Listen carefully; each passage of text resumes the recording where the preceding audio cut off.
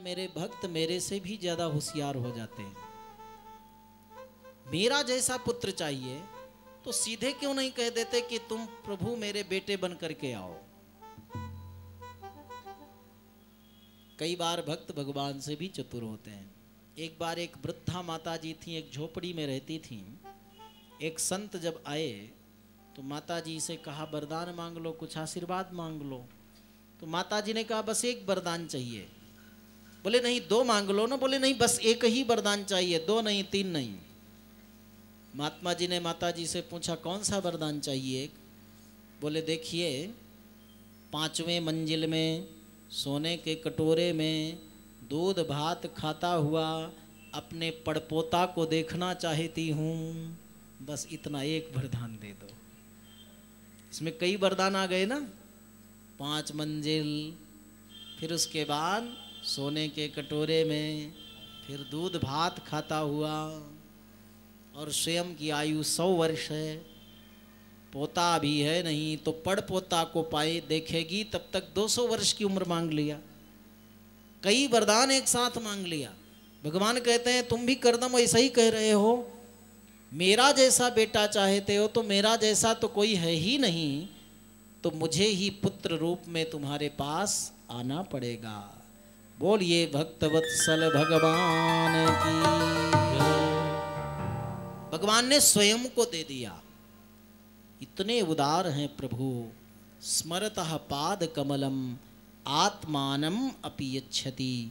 भगवान की सच्ची आराधना करें तो भगवान स्वयं भी अपने को दान देने में कभी पीछे नहीं हटते। करदम जी जब चलकर आए अपने आश्रम में, 7वें दिन मनु जी अपनी पत्नी शतरूपा के सहित अपनी पुत्री देवहूति को लेकर उपस्थित हुए। आदर सत्कार हुआ। सुंदर उस वन की, उस आश्रम की शोभा, वहाँ की तपस्या, वहाँ की दिव्यता पावनता को देखकर बड़े प्रसन्न हुए मनु और शतरूपा। जहाँ पर सुसंस्कार हो, जहाँ पर दिव्यता और पावनता हो, ऐसी जगह में कन्या को अवश्य सुख मिलेगा।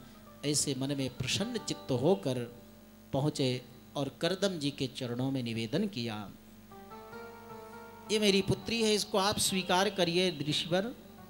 यद्यपि इस मेरी पुत्री को चाहने के लिए देवता भी उपस्थित हुए थे, लेकिन मैंने देवों को समर्पित नहीं किया। आप मेरी पुत्री को स्वीकार करिए। आपके धर्म कार्य में, सत कार्य में, व्यावहारिक कार्य में मेरी पुत्री सदा सहभागिनी बनेगी। करदम जी ने कहा ठीक है, लेकिन एक शर्त है कि जब एक संतान हो जाएगी तो मैं वानप्रस्थाश्रम में चला जाऊंगा।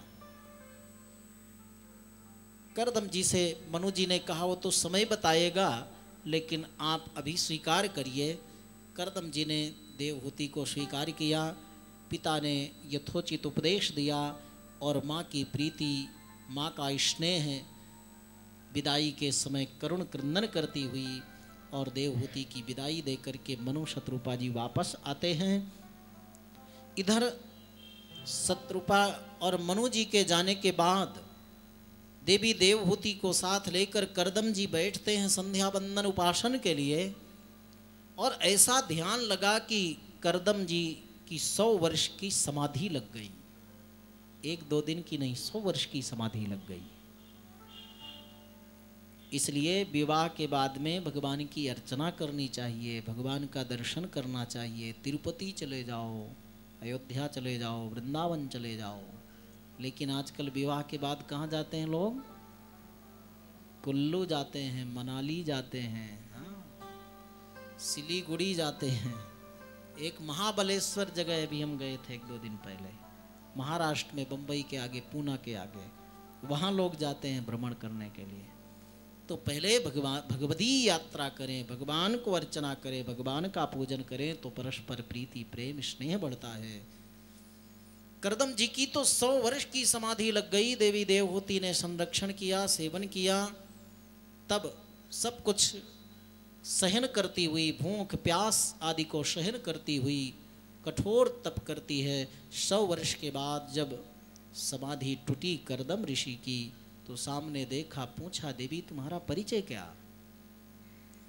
देवहूति ने कहा, आपको मालूम नहीं, आज से कुछ वर्ष पहले मेरे पिताश्री ने आपके चरणों में मुझे समर्पित किया है।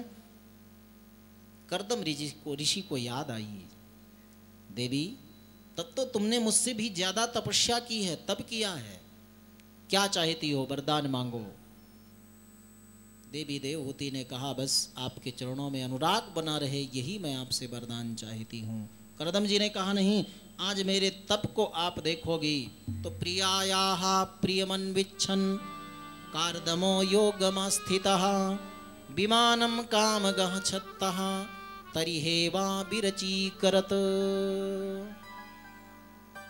कर्दम जी ने अपने तपोबल से संकल्प किया तो एक दिव्य कामक विमान प्रकट हुआ। कामक विमान, इन्हीं विमानों की चर्चा देखकर, अनुभव कर वैज्ञानिक जन, चाहे वो कामक विमान हो, पुष्पक विमान हो, इन विमानों को देखकर ही विमानों की संरचना की गई है। लेकिन अभी विज्ञान को और आगे बढ़ना है, क्योंकि ये विमान ऐसे हैं जैसा वर्णन किया है पुराणों में, रामायण आदि में, विलक्षण है। इस कामक विमान की लंबाई चौड़ाई बहुत विशाल, और इसके अंदर रहने वाले क्रीड़ा के अलग स्थान, भोजन के अलग स्थान बने हुए हैं। शीत काल में, वर्षा काल में, ग्रीष्म काल में रहने के अलग भवन बने हैं। अनेक सुंदर बाग बगीचे हैं, सरोवर हैं, बावड़ियाँ हैं, अनेक पशु पक्षी हैं, अनेक प्रकार के फल वृक्ष खिले हुए हैं। ऐसा सुंदर दिव्य वह विमान, ऐसा लगता जैसे रिद्धि सिद्धि वहाँ पर विराजमान हों। पेट्रोल की जरूरत नहीं पड़ती थी, कोई पायलट की भी जरूरत नहीं, रनवे की जरूरत नहीं। वह विमान कामक ऐसा था कि अपनी इच्छा के अनुसार चलता था। जैसा मन में आपने संकल्प किया वैसे विमान चल दिया। सब सुख सुविधाओं से संपन्न विमान में देवी देवहूति को साथ लेकर कर्दम जी आकाश में विचरण करने लगे। 9 पुत्रियां हो जाती हैं। 9 पुत्रियां हुई। तब एक दिन स्मरण आया और कर्दम ने कहा, अब तो हमें वानप्रस्थ की आज्ञा दीजिए। तब देवी देवहूति ने चरण पकड़ ली और कही, पतिदेव उत्पाद्य पुत्रानन्द्रनाश्च कृत्वा वृत्तिं च तेभ्यो नु विधाय काचित् स्थाने कुमारी प्रतिपाद्य सर्वा अरण्य संस्थोथ मुनिर्बभूषेत। अभी आपकी कुछ जिम्मेदारी बाकी है, उसको पूर्ण करते हुए तभी आप वानप्रस्थ में जा सकते हैं। तब देवी देवहूति की बात मानकर कर्दम जी आश्वासन देते हैं और कहा, भगवान ने मुझे वरदान दिया था, इसलिए अपने मन में आप दुख मत करो देवी, शीघ्र ही साक्षात देवाधिदेव भगवान तुम्हारे पुत्र रूप में आने वाले हैं। एक दिन देवी देवहूति का हृदय भावपूर्ण हुआ, शरीर रोमांचित हुआ और साक्षात भगवान श्री हरि माँ देवहूति के उदर में प्रविष्ट हुए। समय बीतता गया। तस्याम बहुतिथे काले भगवान मधुसूदनः कार्दमं वीर्यमापन्नः यज्ञेऽग्निरिव दारुणी। 12 महीना जब पूर्ण हुआ तो साक्षात भगवान श्री हरि माँ के उदर से प्रकट हुए। आकाश में दुंदुभियाँ बजने लगी, देवता जन वृष्टि पुष्पों की करने लगे, नृत्य होने लगे। बोलिए कपिल देव महाराज की। कपिल देव जी के जन्म होते ही सबने स्तवन किया, स्तुति की, प्रार्थना की और उसके बाद तो कर्दम जी वन की ओर प्रस्थान कर गए। थोड़े समय में ही भगवान कपिल बड़े हुए। एक दिन माँ देवहूति कपिल देव जी को एक आसन पर बैठाई और निवेदन किया, देखो कपिल, मैं तुम्हें प्रतिदिन पुत्र समझती थी, लेकिन आज पुत्र नहीं, आज मैं तुम्हें ईश्वर समझकर कुछ तुमसे जिज्ञासा करना चाहती हूँ। तम त्वागताहं शरणं शरण्यं सुभृत्य संसार तरोह कुठारम। आज अपने ज्ञान रूपी कुठार से मेरे संसार के इन सारे बंधनों को काट दो, छुड़ा दो। हे पुत्र, हे कपिल, इस संसार में हम रहते हुए पूरा जीवन व्यतीत कर देते हैं और इन इंद्रियों को तृप्त करते करते पूरा जीवन बीत जाता है, फिर भी इन इंद्रियों को हम तृप्त नहीं कर पाते हैं। प्रत्येक इंद्रियां अपना सुख देखती हैं, प्रत्येक इंद्रियां अपना स्वार्थ देखती हैं, लेकिन हमारे आत्मकल्याण की बात कोई इंद्रिय नहीं सोचती। देखो कपिल, एक जीवा है, ये जीवा भी ऐसी है। पेट भरा हो, अजीर्णता हो, पेट मना कर रहा हो कुछ नहीं खाना, और बढ़िया कचौड़ी पकौड़ी चटनी आ जाए तो जीभ में पानी आ जाता है। जीभ कहती है थोड़ा दे दो, थोड़ा दे दो, थोड़ा दे दो। कितनी विलक्षणता से भगवान ने बनाया है शरीर को, कभी आप अनुभव करते हैं? यानी अधिक जगत को देखना है इसलिए दो आंखें बनाई परमात्मा ने, बहुत कथा सुननी है इसलिए दो कान बनाए, बहुत कार्य करने हैं इसलिए दो हाथ बनाए, बहुत चलना फिरना है इसलिए दो पैर बनाए, जब हम सोते हैं तो भी श्वासें लेनी है इसलिए दो नाक बनाए, लेकिन बोलना भी कम है और भोजन भी कम करना है इसलिए जीभ एक ही बनाई है। लेकिन लोग मानते कहाँ हैं, पाते रहते हैं और बोलते रहते हैं। किसी को कहो थोड़ा मौन रहो तो मौन नहीं रहते कोई।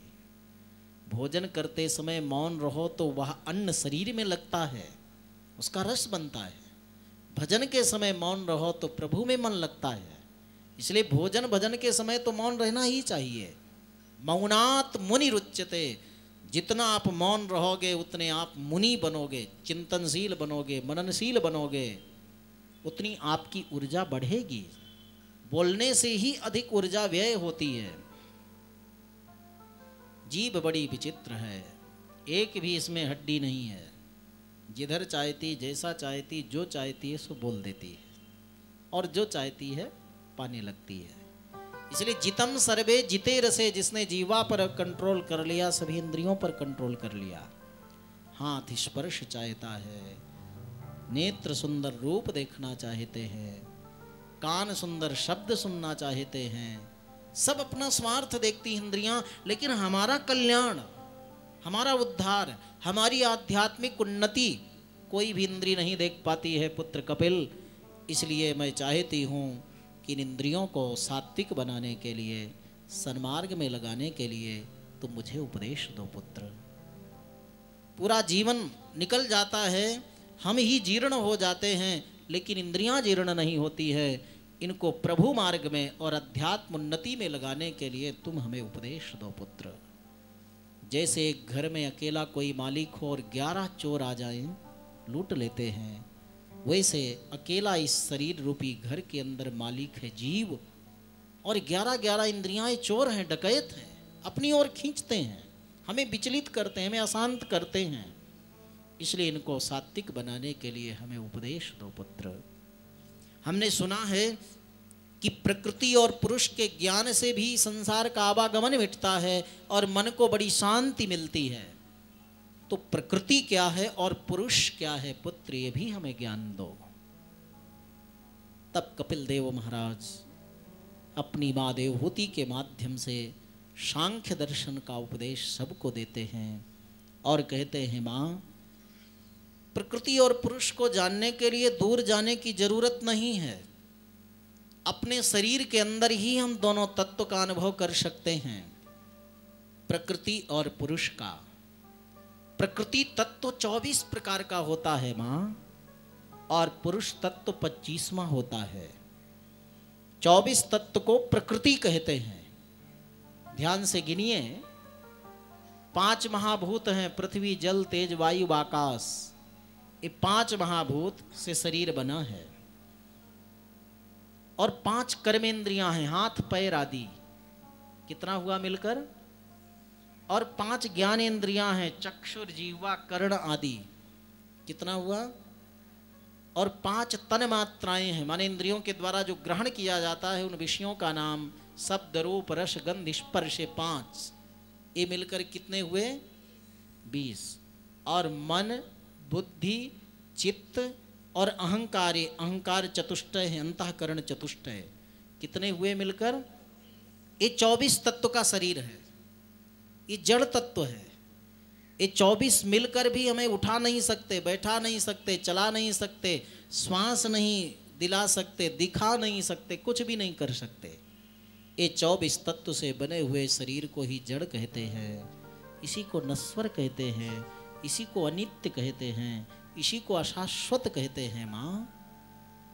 और ये 24 तत्व से बना हुआ शरीर कुछ नहीं कर पाता, लेकिन जब 25वां तत्व जो चेतन है, जो जीव है, जो आनंद घन है, जो ज्ञान घन है, जिसको पुरुष भी कहते हैं, जिसको चेतन कहते हैं, ऐसा वह ज्ञान घन आनंद घन जीव चेतन पुरुष इस शरीर के अंदर प्रविष्ट होता है, तो ये शरीर सब कार्य करने में सक्षम होता है। उसी 25वें तत्व को माँ पुरुष तत्व कहते हैं। ऐसे प्रकृति से भिन्न पुरुष तत्व का अनुभव करने से हमारे को मन में बड़ी शांति मिलती है, आनंद की अनुभूति होती है, परिपूर्णता का अनुभव होता है, और फिर संसार का आवागमन भी मिट जाता है माँ।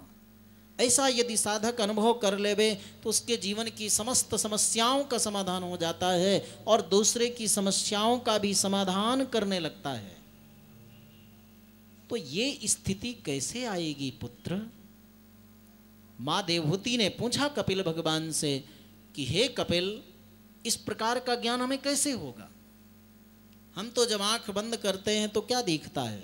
25वां तत्व तो दिखता नहीं, जो बाहर देखे रहते हैं वही चीज दिखता है आंख बंद करने पर भी। 25वां तत्व कैसे दिखेगा कपिल? तो कपिल देव जी ने सांख्य दर्शन का उपदेश दिया है। माँ, 25वां तत्व जानने के लिए अष्टांग योग की जरूरत पड़ती है। माँ देवहूति ने पूछा कपिल, अष्टांग योग क्या होता है? कपिल भगवान बोलते हैं कि यम, नियम, आसन, प्राणायाम, प्रत्याहार, धारणा, ध्यान और समाधि, यही अष्टांग योग है। माँ देवहूति ने कहा मेरे समझ में नहीं आ रहा पुत्र, यम किसे कहते हैं? तो कपिल भगवान यम को भी बताते हैं कि यम भी 5 प्रकार का होता है। अहिंसा, मन वाणी शरीर से किसी को कष्ट नहीं देना, अहिंसा, सत्य बोलना, अस्तेय माने चोरी नहीं करना, ब्रह्मचर्य का पालन करना और आवश्यकता से अतिरिक्त वस्तुओं का संग्रह नहीं करना, ये 5 प्रकार का यम कहलाता है। नियम किसे कहते हैं? नियम भी 5 प्रकार का होता है माँ। मन वाणी शरीर से शुद्ध रहना, कर्म करने पर जो फल मिले उसमें संतुष्ट रहना, तप करना, स्वाध्याय करना और ईश्वर में मन लगाना, ये 5 प्रकार का नियम कहलाता है। यम, नियम, आसन, एक आसन पर 5-7 घंटे बैठे रहना, ये आसन कहलाता है। यम, नियम, आसन, प्राणायाम, श्वास को अंदर ले जाना, पूरक कहते हैं, और फिर श्वास को अंदर रोक करके रखना प्राणायाम में, उसको कुंभक कहते हैं, और फिर श्वासों को थोड़े विलंब से बाहर निकालना, इसको रेचक कहते हैं। और इन्हीं 3 प्राणायाम के हजारों भेद हैं माँ। इस प्रकार प्राणायाम के द्वारा अपने प्राणवायु को बस में करना, मन को एकाग्र करना, ये प्राणायाम कहलाता है। यम, नियम, आसन, प्राणायाम। फिर प्रत्याहार, प्रत्याहार माने अपने इंद्रियों को विषयों से हटाकर जहाँ आप चाहो वहाँ मन को लगाओ। कई लोग दीपक देखते हैं, कई लोग अपने दृष्टि को आज्ञा चक्र में लगाते हैं, कोई नासिका के अग्रभाग में दृष्टि लगाते हैं, कोई उगते हुए सूर्य को देखते हैं। ऐसे अनेक प्रकार हैं अपने चित्त को एकाग्र करने के लिए, यही प्रत्याहार है। और इसी की परिपक्वावस्था को धारणा कहते हैं, और धारणा की परिपक्वावस्था को ही ध्यान कहते हैं। और जब ध्यान की परिपक्वावस्था आ जाती है उसी को समाधि कहते हैं माँ। जब समाधि में जीव पहुँच जाता है तभी ये शरीर अलग और जीवात्मा अलग दिखता है, तभी उसको प्रकृति और पुरुष का ज्ञान होता है माँ। ऐसी साधना करने वाले व्यक्ति के एक एक परमाणु शुद्ध हो जाते हैं। उसके आत्मा क्या, इंद्रियां क्या, चित्त क्या, उसके शरीर के एक एक परमाणु परिशुद्ध और विशुद्ध हो जाते हैं। लघुत्वम आरोग्य मलोलुपत्वम वर्ण प्रसादम स्वर सौष्ठवम चा गंधा शुभो मूत्र पुरीशमल्पम योग प्रवृत्तिम प्रथमाम बदंती। यहाँ तक कि उसकी वाणी भी मधुर हो जाती है।